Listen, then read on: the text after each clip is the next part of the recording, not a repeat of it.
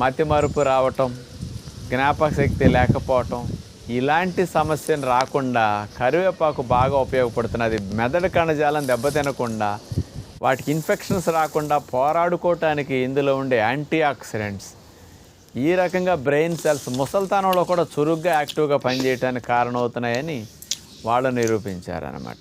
మూడవ పరిశోధన 2014 సంవత్సరం తమిళనాడులో జరిగింది, మన ఇండియాలోనే. University education and research centre వారు ఈ పరిశోధన చేసి ఏం చెప్పారు అంటే, కరివేపాకులో యాంటీ ఆక్సిడెంట్స్ అనేవి అతి ఎక్కువగా ఉన్నాయి, పుష్కలంగా ఉన్నాయి.